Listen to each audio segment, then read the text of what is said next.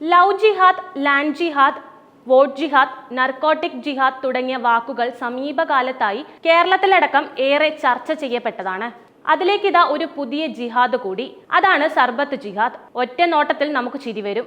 പക്ഷേ യോഗാചാര്യനും പതഞ്ജലി പ്രൊഡക്ടറുടെ ഉടമയുമായ ബാബ രാംദേവ് ഇത് പറയുന്നത് വളരെ ഗൗരവത്തോടു കൂടിയാണ്. ഒരു പ്രത്യേക കമ്പനി സർബത്ത് വിൽപ്പന നടത്തി സമ്പാദിക്കുന്ന പണം മദ്രസകളും പള്ളികളും നിർമ്മിക്കാൻ ഉപയോഗിക്കുന്നുവെന്നും ഇതാണ് സർബത്ത് ജിഹാദ് എന്നുമാണ് ബാബ രാംദേവിന്റെ വിദ്വേഷ പരാമർശം. പതഞ്ജലിയുടെ റോസ് സർബത്തിനെ പ്രോത്സാഹിപ്പിക്കുന്നതിന് ഇറക്കിയ വീഡിയോയിലാണ് പുതിയ ജിഹാദുമായി രാംദേവ് രംഗത്തെത്തിയിരിക്കുന്നത്. നിങ്ങൾക്ക് സർബത്ത് നൽകുന്ന ഒരു കമ്പനിയുണ്ട്, പക്ഷേ അവർ സമ്പാദിക്കുന്ന പണം മദ്രസകളിലും പള്ളികളിലും ആണ് കൊടുക്കുന്നത്. നിങ്ങൾ ആ സർബത്ത് കുടിച്ചാൽ മദ്രസകളും പള്ളികളും പണിയും, എന്നാൽ നിങ്ങൾ ഇത് കുടിച്ചാൽ ഗുരുകുലങ്ങളും സർവകലാശാലകളും പണിയാം.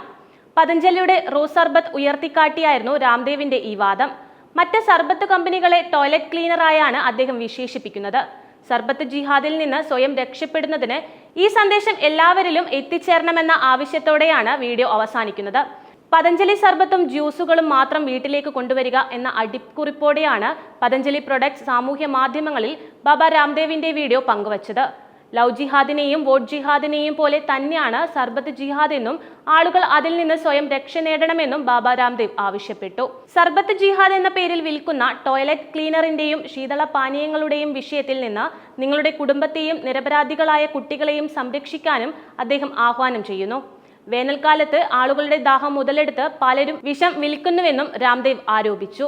പതഞ്ജലിയുടെ റോസ് സർബത്ത് വിൽപ്പനയിലൂടെ ലഭിക്കുന്ന പണം ഗുരുകുലങ്ങൾ, പതഞ്ജലി യൂണിവേഴ്സിറ്റിക്കും ഭാരതീയ ശിക്ഷാ ബോർഡിനുമാണ് നൽകുന്നതെന്നും രാംദേവ് അവകാശപ്പെട്ടു.